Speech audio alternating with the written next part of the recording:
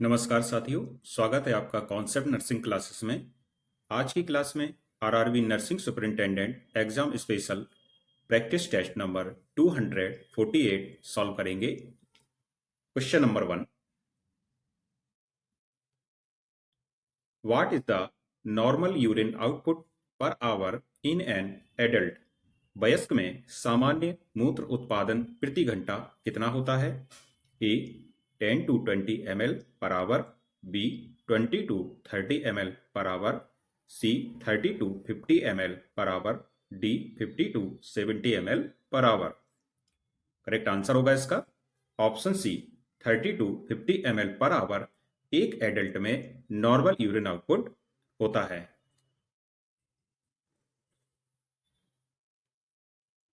Normal urine output is at least 30 ml per hour in adults. If urine output falls below this, it may indicate dehydration, kidney dysfunction or shock. तो कम से कम एक घंटे में 30 ml urine का production होना चाहिए adults में, और यदि ऐसा नहीं हो रहा है तो या इससे कम जब यूरिन प्रोडक्शन होता है, इसको हम लोग ओलिगोरिया बोलते हैं। और ओलिगोरिया की जो कंडीशन है वो कुछ बीमारियों को, कुछ कंडीशन को संकेत कर रही है कि बॉडी में कुछ प्रॉब्लम है, जैसे कि डिहाइड्रेशन हो सकता है, किडनी सही काम ना कर रही हो, या शॉक की कंडीशन में जो यूरिन प्रोडक्शन है ये भी घट जाता है। तो इस प्रकार से इसका करेक्ट आंसर हुआ 30 to 50 ml per our. Next question,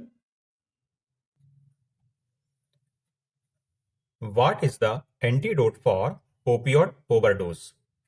opioid overdose में जो एंटीडोट होता है वह कौन सा है?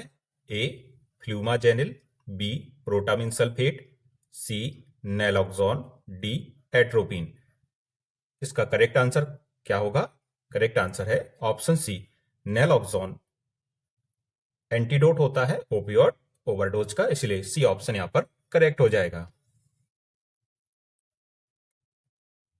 Naloxone is a reversal agent for opioid overdose. अब ओपियोड में जो प्रोडक्ट्स आते हैं जैसे कि मॉर्फिन है, हीरोइन है, जब इसकी कोई व्यक्ति ओवरडोज ले लेता है तो एंटीडोट के रूप में नैलोक्सोन यूज किया जाता है and restores breathing and consciousness. Next question की ओर चलते हैं। Which vitamin deficiency causes night blindness? कौन से विटामिन की कमी रात में दिखाई न देने का कारण बनती है? A vitamin A, B vitamin बी12, C vitamin D, D vitamin K. इसका करेक्ट आंसर होगा ऑप्शन ए विटामिन ए, जिसका केमिकल नाम होता है रेटिनॉल, और इसकी कमी से नाइट ब्लाइंडनेस की समस्या होती है।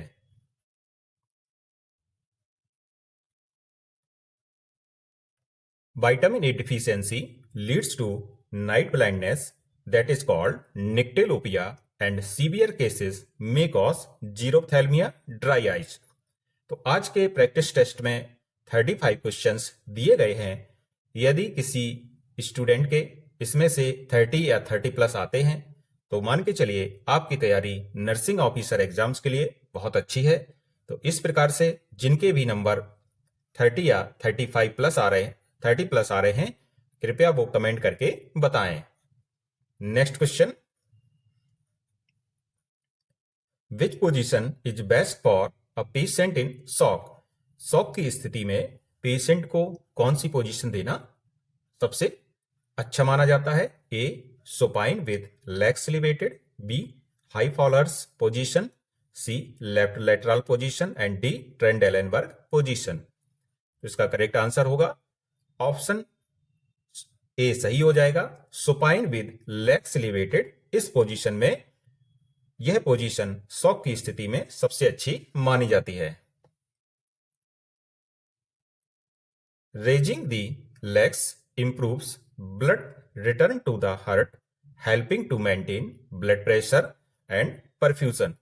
अब इससे होता क्या है कि जब लेग्स एलिवेट कर दी जाती हैं तो ब्लड हार्ट की तरफ रिटर्न होने लगता है, जिससे कि ब्लड प्रेशर मेंटेन हो जाता है, और जो भी वाइटल ऑर्गन्स हैं जैसे कि ब्रेन और हार्ट, इनमें जो ब्लड फ्लो है बहुत अच्छा हो जाएगा। जब ब्लड फ्लो अच्छा हो जाएगा तो इनको ऑक्सीजन भी पर्याप्त मात्रा में मिल जाएगी, जो कि शौक के व्यक्ति के लिए बहुत अच्छी मानी जाती है।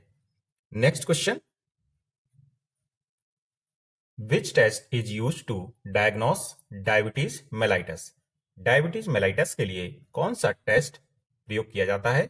A serum creatinine, B HbA1c, C D dimer, D troponin. तो यहां पर जो ऑप्शन बी है HbA1c, जिसको ग्लाइकोसाइलेटेड हीमोग्लोबिन टेस्ट भी कहते हैं, यह डायबिटीज मेलाइटस का बहुत अच्छा डायग्नोस करता है। और इसमें होता क्या है कि यह 3 महीने का जो शुगर लेवल है, औसत शुगर लेवल होता है, उसको यह दर्शाता है। तो इस प्रकार से करेक्ट आंसर है option B HbA1c। HbA1c glycosylated hemoglobin test shows average blood glucose levels over the past 3 months, a level of equal to or greater than 6.5% indicates diabetes। तो इस प्रकार से जो इसकी नॉर्मल वैल्यू है यह कितनी होनी चाहिए? 6.5 से कम होनी चाहिए। और यदि 6.5 से ज्यादा हो रही है शुगर, तो इसका मतलब है कि व्यक्ति में शुगर है, मीन्स उसको डायबिटीज मेलाइटस की समस्या है।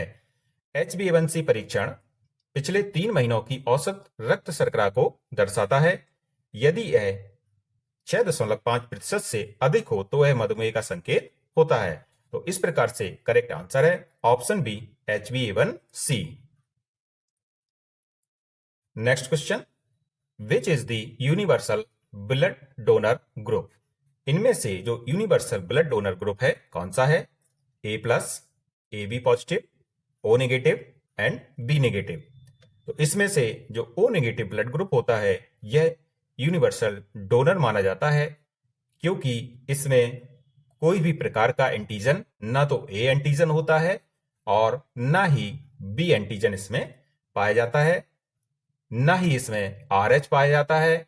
तो इस प्रकार से जब इसमें कुछ है ही नहीं, कोई एंटीजन नहीं है, कोई RH नहीं है, तो यह आपातकाल में, इमरजेंसी में किसी को भी ब्लड दे सकता है, इसलिए इसको यूनिवर्सल डोनर कहते हैं। O negative blood has no A, B or RH antigens, making it the universal donor for emergency transfusions. Next question, what is the most common site for intramuscular injection in adults? Option A deltoid muscle, B ventrogluteal site, C vastus lateralis, D dorsogluteal। वयस्कों में adults में जो intramuscular injection का सबसे common site होती है यह होती है ventrogluteal site. So the correct option is option B.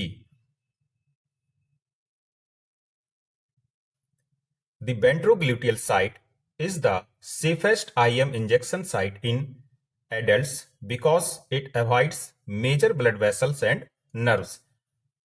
ऐसा इसलिए होता है इंट्रामस्कुलर इंजेक्शन एडल्ट्स में वेंट्रोग्लूटियल साइट पर देने से क्या होता है कि वहां पर जो मेजर ब्लड वेसल्स हैं और नर्व्स हैं उनसे बचाव हो जाता है, या यह जो ब्लड वेसल्स और नर्व्स हैं वहां पर नहीं पाई जाती हैं। तो इस प्रकार से वेंट्रोग्लूटियल साइट सबसे सेफ साइट मानी जाती है। Next question, what is the normal respiratory rate in an adult? एक एडल्ट में नॉर्मल रेस्पिरेटरी रेट कितनी होती है? A 8 to 14 breaths per minute, B 12 to 20 breaths per minute, C 22 to 30 breaths per minute, D 30 to 40 breaths per minute. Correct answer is option B 12 to 20 breaths per minute एक adult की normal respiratory rate होती है। The normal respiratory rate for adults is 12 to 20 breaths per minute. A rate below 12, that is called bradypnea, or above 20, that is called tachypnea, indicates respiratory distress। Next question, what is the normal range of haemoglobin in adults males? 10 to 12 mg per dl, 12 to 15 mg per dl, 13 to 17 gram per dl, 16 to 20 gram per dl. Correct answer is option C. 13 to 17 gram per dl is the normal range of hemoglobin in adults. The normal hemoglobin range in adult males is 13 to 17 gram per dl. Hemoglobin is essential for oxygen transport in blood. Next question. Which type of immunity is provided by a vaccine? Vaccine कौन सी immunity प्रदान करता है? A active immunity, B passive immunity, C innate immunity and D natural immunity. Correct answer is option A. जो vaccine होती है उसके द्वारा व्यक्ति को एक्टिव इम्यूनिटी मिलती है, इसलिए यहां पर ए ऑप्शन करेक्ट होगा. Vaccines stimulate the immune system to produce antibodies and provide long term protection which is called active immunity. तो यहां पर बात हो रही है एक्टिव इम्यूनिटी की. तो टीकाकरण के द्वारा या वैक्सीनेशन के द्वारा जो इम्यूनिटी प्रोवाइड होती है उसको एक्टिव इम्यूनिटी बोलते हैं. और यहां पर एक ऑप्शन और भी था, जैसे निष्क्रिय प्रतिरक्षा, जिसको कि इंग्लिश में हम लोग पैसिव इम्यूनिटी बोलते हैं. तो पैसिव इम्यूनिटी क्या होता है कि जो मां से बच्चे को मिलने वाली इम्यूनिटी होती है, यह पैसिव इम्यूनिटी का एग्जाम्पल होता है. इस प्रकार से यहां पर जो वैक्सीन से इम्यूनिटी हो रही है उसको एक्टिव बोला जाता है, और मां से बच्चे में जो इम्यूनिटी प्राप्त होती है उसको पैसिव इम्यूनिटी बोलते हैं. इसलिए यहां पर ए ऑप्शन करेक्ट होगा. Next question, which ECG wave represents atrial depolarization? Option A P wave, B QRS complex, C T wave, D U wave. तो यहां पर ECG वेव में इस प्रकार से ECG नॉर्मली होता है, आप लोगों ने देखा होगा. तो इस पे P, Q, R, S और T ये इस पे दर्शाए जाते हैं. तो यहां पर जो P, R, T ये पॉजिटिव माने जाती हैं, पॉजिटिव वेव, और QS ये निगेटिव वाले होते हैं. तो यहां पर जो बात हो रही है एट्रियल डीपोलराइजेशन की, तो यहां पर एट्रियल डीपोलराइजेशन को P वेव दर्शाती है, इसलिए यहां पर ए ऑप्शन करेक्ट होगा. Next question. अगले क्वेश्चन पर जाने से पहले जो ECG में वेव्स होती हैं उनके बारे में और भी समझते हैं. जैसे अभी आपको बताया गया है कि इस प्रकार से एक नॉर्मल ECG होता है जिसमें P, Q, R, S, T waves होती हैं. तो अभी हाल फिलहाल में मैंने आपको बताया था कि P, R, T इनको पॉजिटिव वेव्स बोलते हैं और Q और S को इनको निगेटिव वेव्स बोलते हैं. अब यहाँ पर ECG में दो बातें निकल कर आती हैं कि एट्रियल डिपोलराइजेशन और रिपोलराइजेशन हम लोगों को देखना होता है. तो जब बात होती है, जो यहां पर पूछा गया है एट्रियल डिपोलराइजेशन का क्वेश्चन यहां पर पूछा गया है, तो जो P होती है, P वेव होती है, ये डिनोट करती है एट्रियल डिपोलराइजेशन. तो डिपोलराइजेशन का मतलब होता है कॉन्ट्रैक्शन. इसका मतलब है कि जो एट्रिया है ये कॉन्ट्रैक्ट कर रहा है, और रिपोलराइजेशन का मतलब होता है रिलैक्सेशन. तो पहली बात तो आप लोगों ने समझी, डिपोलराइजेशन का मतलब हुआ कॉन्ट्रैक्शन और रिपोलराइजेशन का मतलब हुआ रिलैक्सेशन. अब यहां पर जो P वेव होती है यह एट्रियल डिपोलराइजेशन को डिनोट करती है या दर्शाती है. आपका क्वेश्चन इस प्रकार से भी पूछा जा सकता है कि जो QRS कॉम्प्लेक्स होता है ये क्या डिनोट करता है. तो QRS कॉम्प्लेक्स ये जो होता है यह वेंट्रिकुलर डिपोलराइजेशन को डिनोट करता है, और T होता है यह वेंट्रिकुलर रिपोलराइजेशन को डिनोट करता है या ECG में दर्शाता है. तो पुनः हम लोग एक बार फिर से देखते हैं कि P वेव जो होती है यह एट्रियल डिपोलराइजेशन को डिनोट करेगी, QRS कॉम्प्लेक्स होगा, ये वेंट्रिकुलर डीपोलराइजेशन को डिनोट करेगा, और T वेव जो होगी यह वेंट्रिकुलर रीपोलराइजेशन को डिनोट करता है। और डीपोलराइजेशन का मतलब होता है कॉन्ट्रैक्शन और रीपोलराइजेशन का मतलब हुआ रिलैक्सेशन। तो यहां पर जो करेक्ट आंसर हुआ, विच ECG wave represents atrial depolarisation, that is option A, P wave. अब नेक्स्ट क्वेश्चन पर चलते हैं। What is the normal body temperature in Celsius? Celsius में नॉर्मल बॉडी टेम्परेचर कितना होता है? 35 degree Celsius, 36 degree Celsius, 37 degree Celsius, 38 degree Celsius.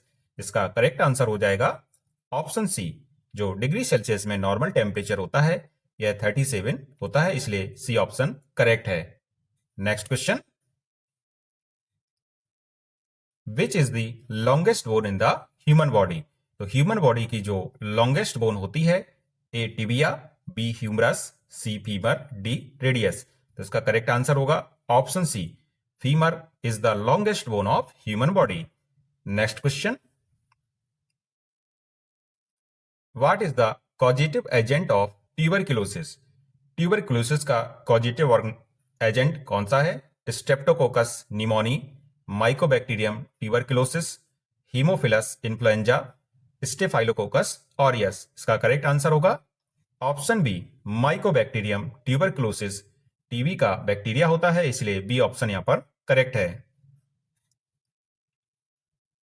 Next question, what is the function of platelets? A, oxygen transport, B, blood clotting, C, immunity boost, D, nutrient absorption.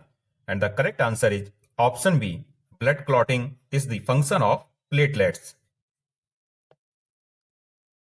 Platelets are responsible for blood clotting, preventing excessive bleeding by forming a clot at injury site.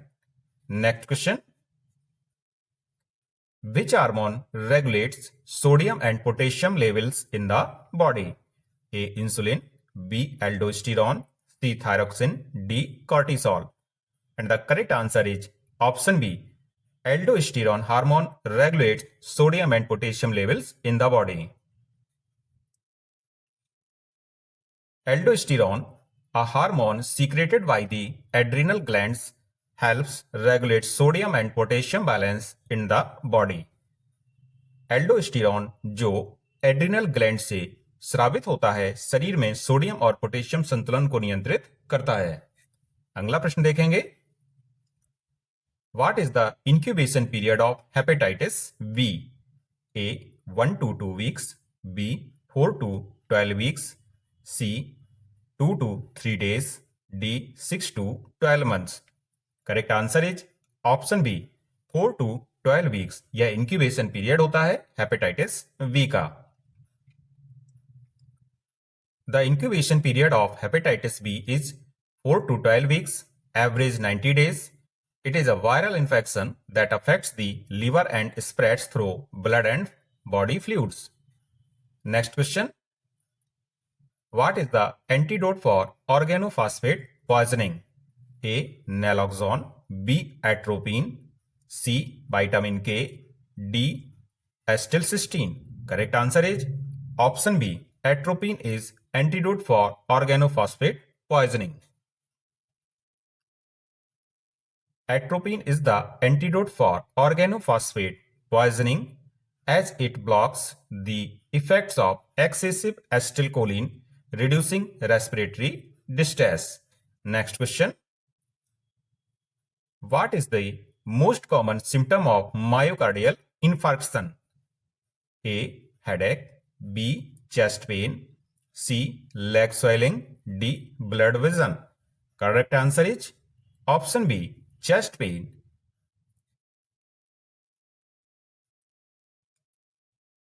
Chest pain, angina, is the most common symptom of a heart attack, often radiating to the left arm, jaw, or back.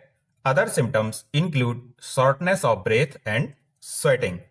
सीने में दर्द heart attack का सबसे सामान्य लक्षण है, जो अक्सर बाएं हाथ, जबड़े या पीठ तक फैल सकता है। अन्य लक्षणों में सांस फूलना और पसीना आना शामिल है। तो जो पहला लक्षण, सबसे मोस्ट कॉमन लक्षण होता है हार्ट अटैक का, क्या है? सीने में दर्द होना, और यह दर्द बाएं हाथ, जबड़े और पीठ तक फैल सकता है। Next question, what is the causative agent of malaria? A plasmodium, B leishmania, C trypanosoma, D giardia. Correct answer is option A plasmodium. Malaria is caused by Plasmodium species, Plasmodium falciparum, Plasmodium vivax, Plasmodium ovale, Plasmodium malariae। तो malaria का जो कारक organism होता है जिससे malaria फैलता है, यह प्लाज्मोडियम होता है, और प्लाज्मोडियम की 4 स्पीसीज मलेरिया फैलाने के लिए रिस्पॉन्सिबल हैं। Plasmodium falciparum, Plasmodium vivax, Plasmodium ovale और प्लाज्मोडियम मलेरियाई। लेकिन भारत में क्या होता है कि फैल्सीपेरम और बाइवेक्स के केस ही निकलते हैं। तो यहाँ पर जो प्लाज्मोडियम होता है यह फीमेल एनाफ्लीज पर पैरासाइट के रूप में ह्यूमंस में ट्रांसमिट होता है। तो इस प्रकार से जो फीमेल एनाफ्लीज मच्छर होता है यह वेक्टर का काम करता है प्लाज्मोडियम के लिए। नेक्स्ट क्वेश्चन की ओर चलते हैं।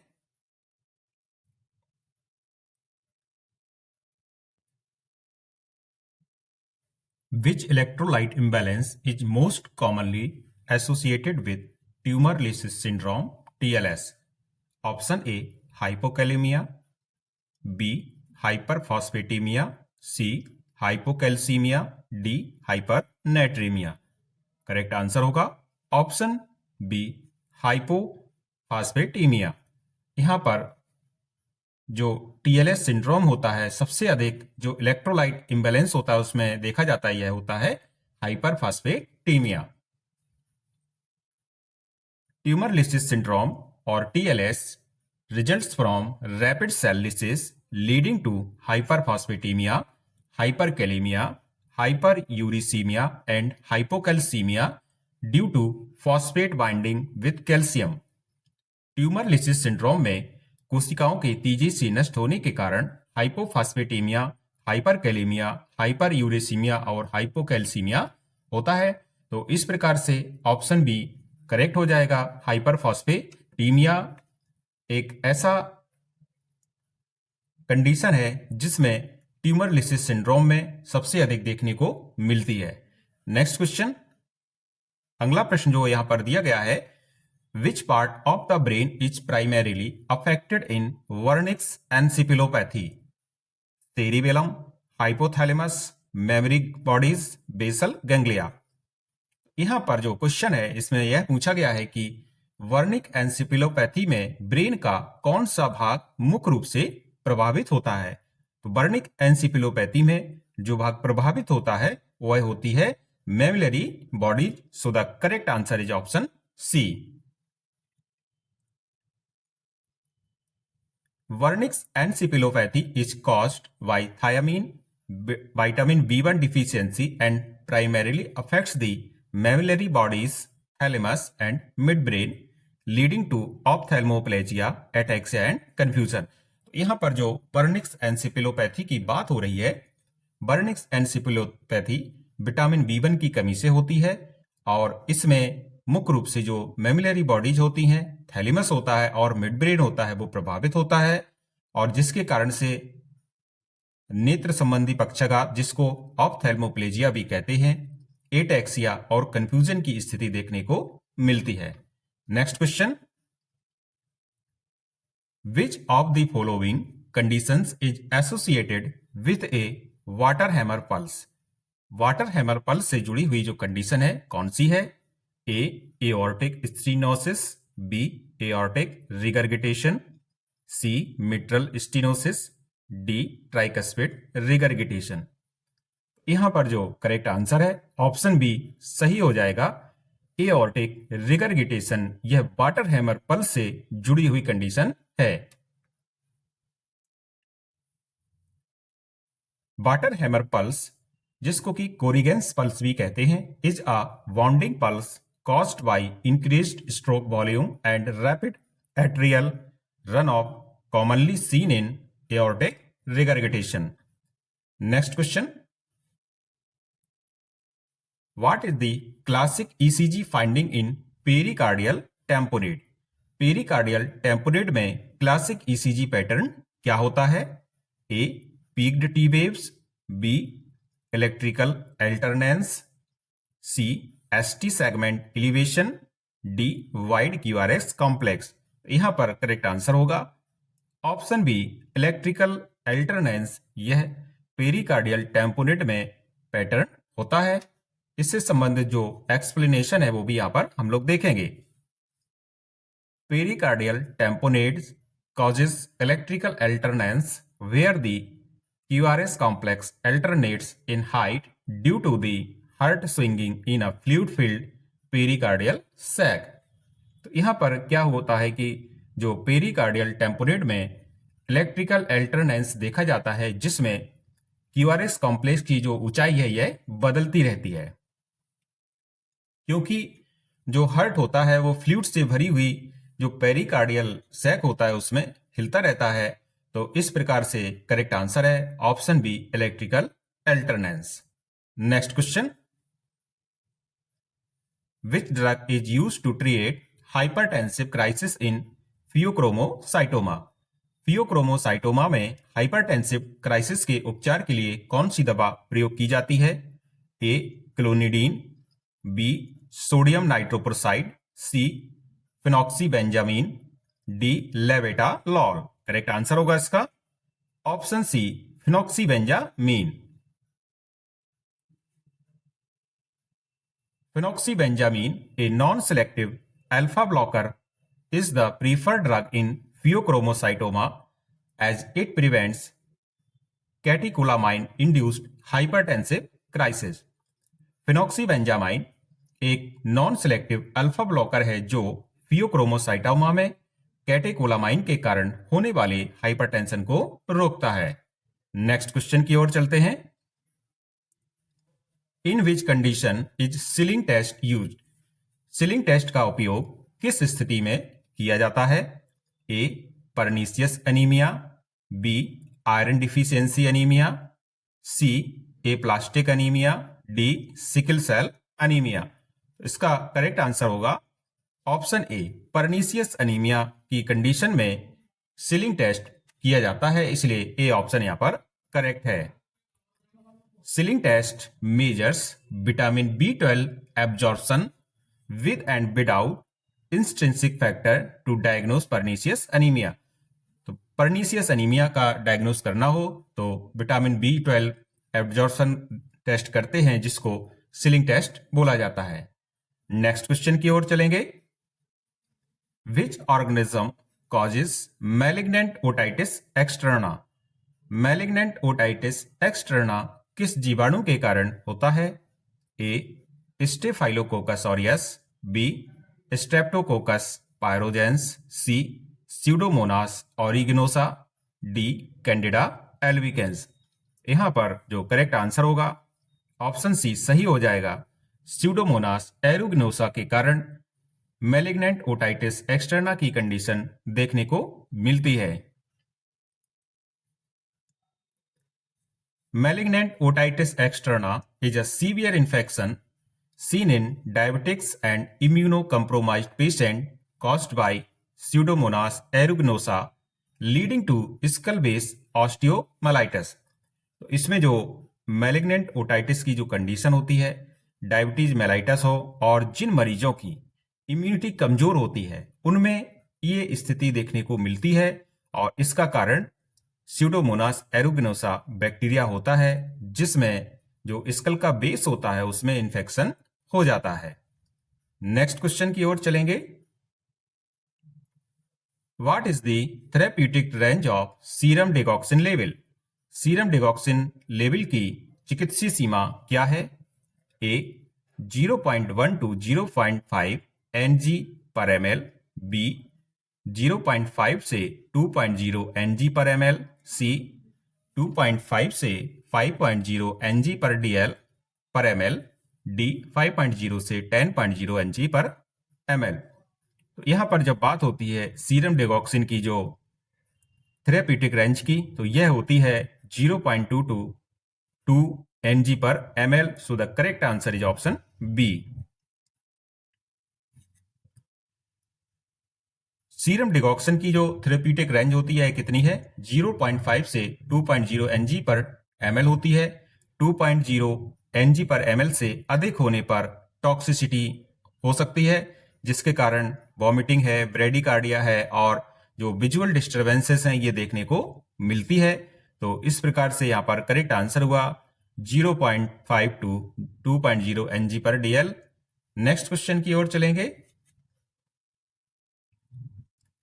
Which cranial nerve has the longest intracranial course? Optic nerve, trigeminal nerve, trochlear nerve, vagus nerve। तो यहां पर ऐसी कौन सी क्रेनियल नर्व है जिसका जो मार्ग होता है, जिसका जो रूट होता है वो सबसे लंबा होता है? तो यह होती है ऑप्शन सी, ट्रोक्लियर नर्व 4। इसलिए यहां पर सी ऑप्शन करेक्ट होगा। The trochlear nerve CN4 has the longest intracranial course and is the only cranial nerve that exits dorsally from the brainstem. Next question. What is the primary mode of transmission of Lassa fever? Lassa fever का मुख्य संचरण मार्ग क्या है? A. Mosquito bite, B. Contaminated food, C. Inhalation of rodent excreta, D. Direct human contact। तो यहां पर जो लैसा फीवर का जो ट्रांसमिशन के बारे में पूछा गया है, इसका करेक्ट आंसर होगा option C, inhalation of rodents excreta. इसलिए यहां पर सी ऑप्शन करेक्ट होगा। अब रोडेंट्स का मतलब होता है जो कुतरने वाले जंतु होते हैं, जैसे कि जो यहाँ पर जो कुतरने वाले जिनको कि रोडेंट्स बोला जाता है, चूहे वगैरह, ये रोडेंट्स में आते हैं। तो इनके जो मलमूत्र के संपर्क में या लार के संपर्क में आने से यह लेसा फीवर होता है। इसलिए सी ऑप्शन करेक्ट होगा। Lassa fever is caused by the Lassa virus and is transmitted primarily through inhalation और ingestion of rodent excreta, urine, faeces, saliva. Next question. Which anticoagulant is used in blood gas analysis? Blood gas analysis के लिए कौन सा anticoagulant प्रयोग किया जाता है? A. Heparin, B. EDTA, C. Sodium citrate, D. Oxalate. Correct answer is option A, heparin. Heparin is the preferred anticoagulant for arterial blood gas ABG analysis as it prevents clotting without affecting pH levels. Next question. Which part of the nephron is responsible for maximum water reabsorption? A. Proximal convoluted tubule, B. Loop of Henle, C. Distal convoluted tubule, D. collecting duct। यहां पर nephron का कौन सा भाग water reabsorption maximum करता है? तो यह होता है option A, proximal convoluted tubule water का रीअब्जॉर्प्शन सबसे अधिक करती है और यह रीअब्जॉर्प्शन कितना होता है? 65 से 70%। अब यहां पर होता क्या है कि जैसे इस प्रकार का नेफ्रॉन्स का चित्र होता है, तो इसमें इस प्रकार से नेफ्रॉन का एक चित्र होता है। तो इसमें जो ये वाला भाग, यहां पर यह वाला जो भाग दिखाया गया है, इसको प्रॉक्सिमल कन्वोल्यूटेड ट्यूब्यूल बोला जाता है और ये वाला जो भाग होता है इसको हेनले लूप बोलते हैं और ये डिस्टल कन्वोल्यूटेड ट्यूब्यूल होता है। तो यहाँ पर जो प्रॉक्सिमल कन्वोल्यूटेड ट्यूब्यूल होती है, यहाँ पर सबसे अधिक पानी का रीअब्जॉर्प्शन होता है, इसलिए ए ऑप्शन करेक्ट है। अगला क्वेश्चन देखेंगे। What is the primary action of vasopressin ADH? A. increases urine output, B. decreases blood pressure, C. increases water reabsorption, D. inhibits sodium absorption। ADH का जो मुख्य कार्य होता है यह क्या है? तो इसका जो मुख्य कार्य होता है that is increases water reabsorption, means जो वाटर के एब्जॉर्प्शन को बढ़ाना, इसलिए सी ऑप्शन करेक्ट होगा। नेक्स्ट एंड लास्ट क्वेश्चन है, what is the most common cause of death in patients with acute myocardial infarction? Acute myocardial infarction में मृत्यु का सबसे कॉमन कारण क्या है? A, cardiogenic shock, B, ventricular fibrillation, C, pulmonary embolism, D, stroke. तो इसका करेक्ट आंसर आपको कमेंट बॉक्स में बताना है। तो आज का प्रैक्टिस टेस्ट यहीं पर समाप्त होता है। यदि आपको ये अच्छा लगे तो please like, comment and subscribe my channel. Thank you.